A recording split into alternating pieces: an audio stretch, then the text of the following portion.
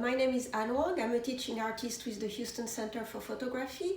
Welcome to a new photography workshop with Levy Park. Today our topic is going to be understanding color. I'd like to mention that for the month of August, our workshop will remain online. We usually meet every Saturday morning at Levy Park, but this is still not possible. As you watch today's video, please remember to do the exercise that are at the end of the video. They are a very good practice to understanding color. And do not forget to join me Saturday morning for our online Zoom Q&A from 9 to 10 a.m. All the information is available on the Houston Center for Photography website under Education, Levy Park Workshops. Thank you very much and see you on Saturday. So let's start our presentation. As I was mentioning, the topic for today is understanding color. Let's first talk about the relationship between light and color.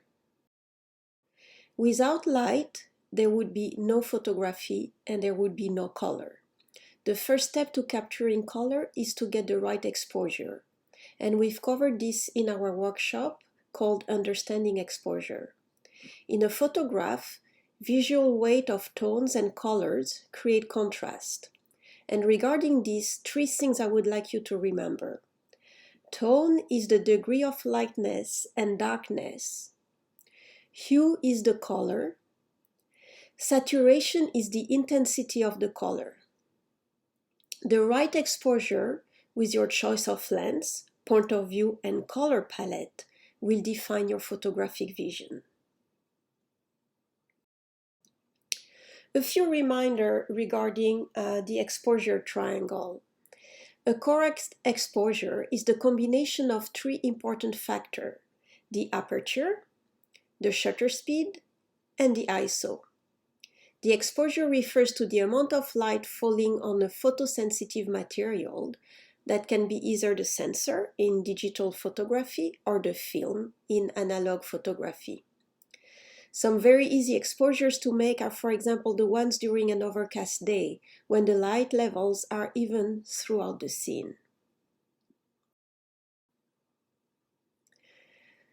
Cold and warm light can be either natural light or artificial light, and they will affect differently your image. Cold light has a blue color cast. Blue light occurs before sunrise and after sunset. Warm light has an orange color cast.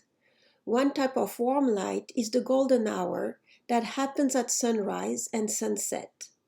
The morning golden hour is warm but slightly cooler than the evening light that has a warm golden glow. And all this is going to really affect how the colors are rendered in your scene. Then we have soft light. Soft light works very well for colorful subjects. While direct sunlight emphasizes the contrast between light and dark and can wash out bright colors, soft light heightens color contrast and make the colors pop.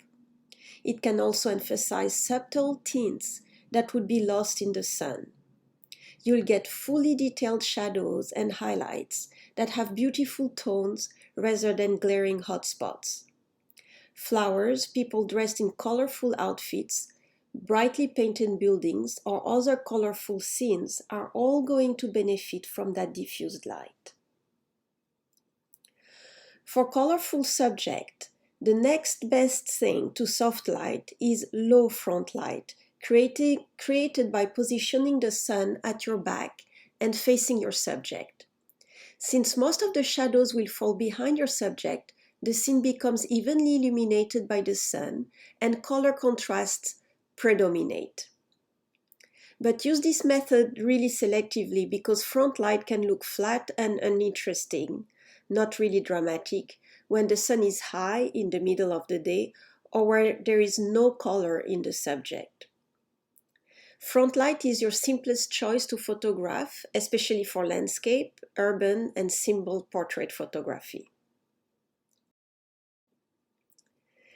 You can tell your camera what kind of light you are shooting, whether it's warm light on the oranges color cast whether it's cold light, more on the bluish color cast, whether it's a natural light, cloudy or shade, or whether it's artificial light, tungsten or fluorescent.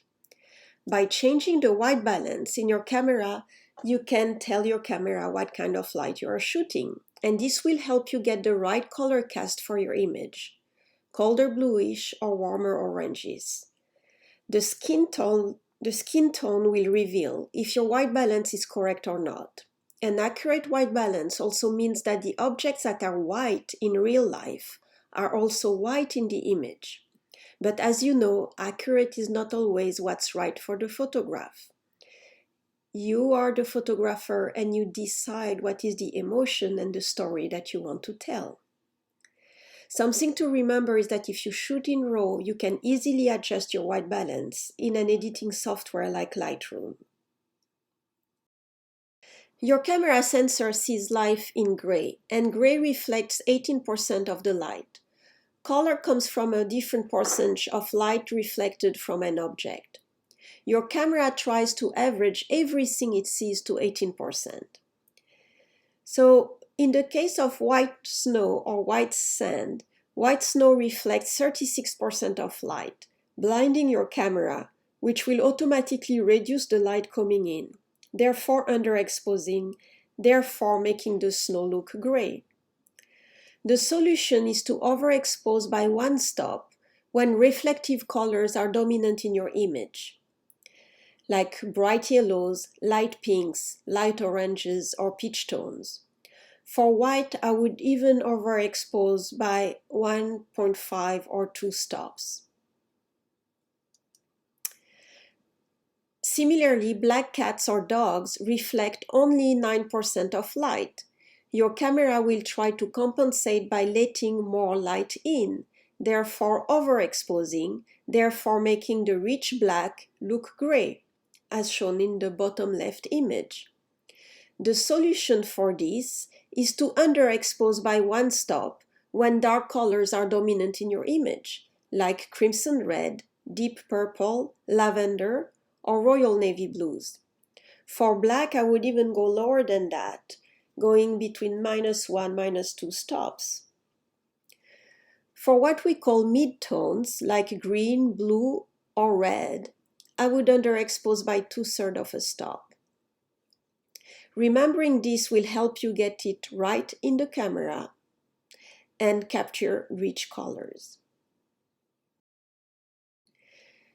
Let's now try to understand the relationship between color and composition. Well, I could talk about that for hours and show many examples, but I'd like to read Charlie Waite quote, who says, "I often think of that rare fulfilling joy when you are in the presence of some wonderful alignment of events, where the light, the color, the shapes, and the balance all interlock so perfectly that I feel truly overwhelmed by the wonder of it." And that's what makes a great image. So color is the most prominent feature in a photograph. It grabs the attention of the viewer and implies mood. Each color conveys different emotions or moods. Having an understanding of color relationships, red and green, for example, are complementary color, can help create more dynamic and interesting pictures.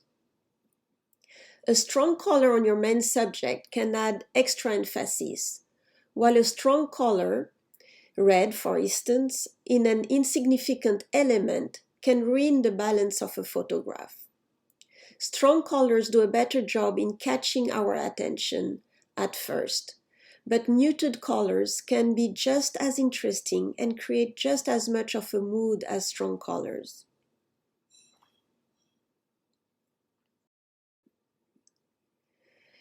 Each color has its own properties and ability to create mood within an image. A red tint can add a warm and energetic feeling to a photo, while a blue tint can make a scene seem either calm or cold and sterile. Green is an inherently calming and inviting color, and is tied to our natural surroundings. These images in front of you are a few examples of lines, perspective, pattern, texture, and form. All these composition elements are largely affected by color, and we can discuss these images in more detail on Saturday during our Zoom Q&A. Let's talk a bit about color theory. In our first workshop, we studied the elements of design like lines, shapes, and forms, texture, pattern, and their impact on our images. But our perception of these is largely affected by their color. Color has many properties that can affect an object's visual weight relative to others in the photograph, such as saturation, brightness, darkness, and hue. So warm colors tend to look vivid and create an energetic feeling, while cool colors evoke a calm, soothing, emotional tone. Also, warm colors advance into the foreground and tend to weigh more than cool colors, which recede into the background, as shown in this image. The yellow of the boat is a warm color, in juxtaposition with the blue of the sky and the water, which is a cool color. Red attracts attention better than any other color, and thus has the highest visual weight as opposed to yellow, which has the least visual weight. Also, bright colors attract more attention than subdued colors. Color harmony is essential if you want to create a feeling of peace, tranquility, or joy, and it is often the best choice even for other emotional tones. When colors are not in harmony, images tend to be perceived as either boring or chaotic. In both cases, the human brain naturally rejects the image, creating an unpleasant experience. So primary colors are yellow, blue, and red, and are the only colors that cannot be created by mixing any other colors together. Then we also have secondary colors that are the result of mixing two primary colors together. Tertiary colors are the result of mixing a primary color to its nearest secondary color, and that's how we obtain the full color wheel. Here are some ways that colors can play off each other to add balance. Complementary colors are opposite to each other on the color wheel. A combination of complementary colors will create higher color impact and intensity, and they will intensify each other. That's what we call color contrast. They emphasize each other rather than flowing together. Beside complementary colors that work with two colors on the color wheel, we also have what we call triadic colors, and they also create high contrast images. You pick any three colors on the color wheel and they need to be separated by three colors. For example, here, yellow, red, and blue. Analogous colors are next to each other on the color wheel. A combination of analogous colors will create a serene and pleasant appearance. That's what we call color harmony. This method often works best when one of the colors is allowed to dominate the image, like the yellow leaf here, while the others providing accents or background, like the green in our image. The analogous color range used here is green, and yellow. Then we have monochromatic colors.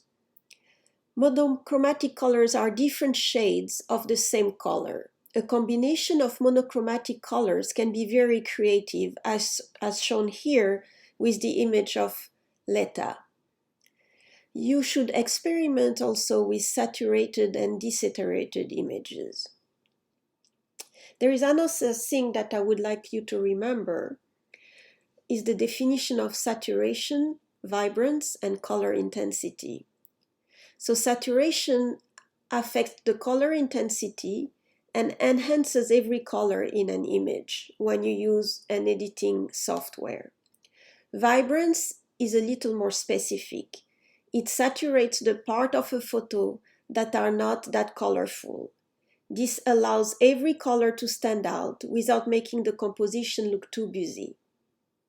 The intensity of colors also raises with vibrance. Color intensity refers to brightness or dullness, and the intensity scale is made up of hue and tone.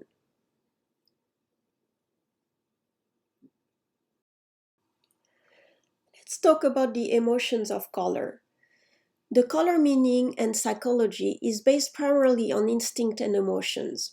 How someone feels about a color is up to that individual, but we need to remember that it is heavily influenced by our subconscious, history, and culture. Red is excitement, passion, danger.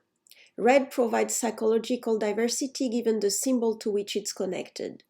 For instance, it could mean love in regards to Valentine's Day. Speed is associated with a red sports car.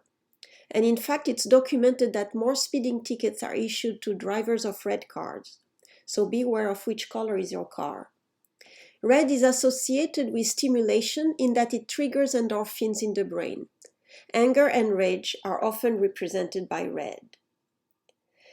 This is a wonderful image by Joe McNally, and we need to remember that brides wear red in China. So I will leave the interpretation of red to you in this image. Is this excitement, passion, or danger?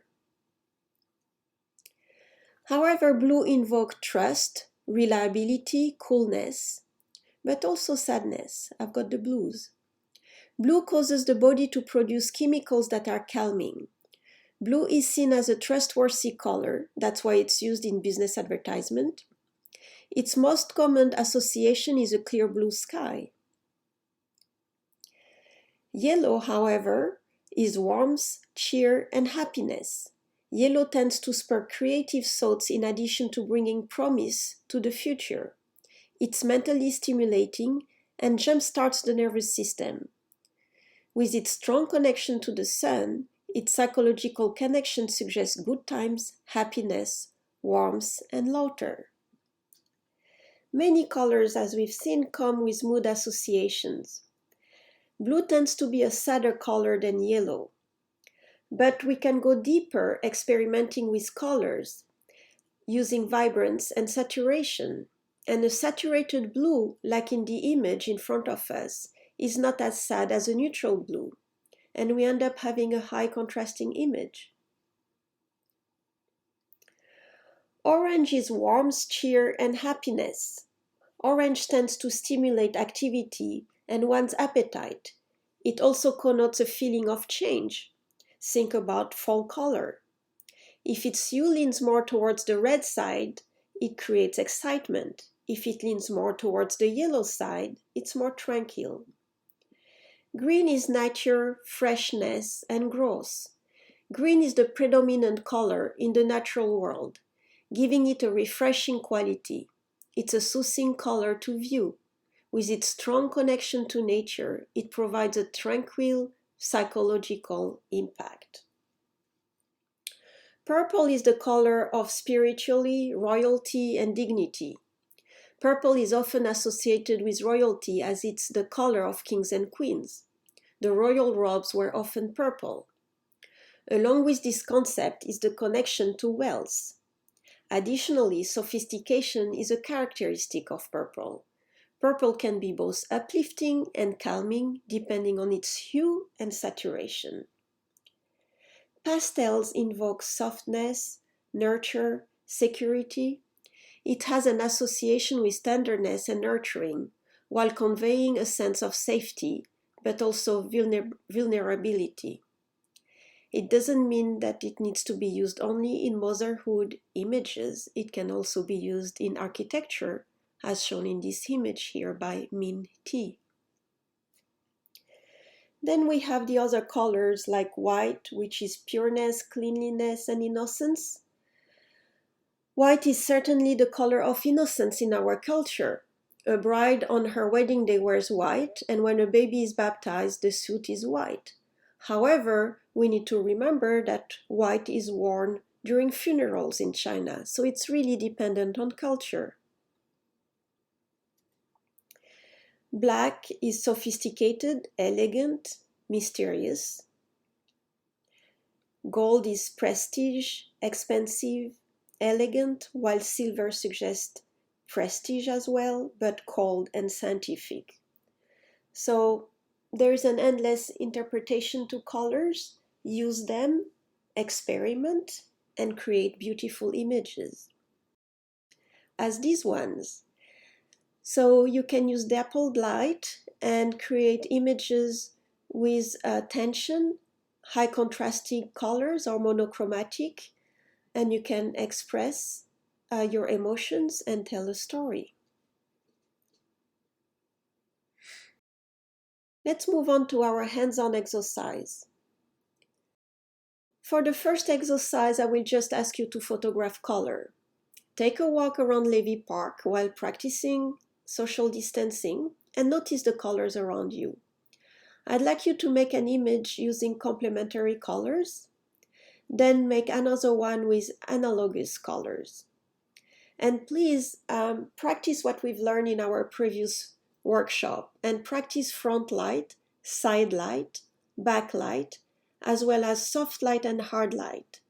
And see which one works the best for your colorful subject. Which light is bringing out the color, the texture, emphasizes the form of your subject. Compare your images and learn from it.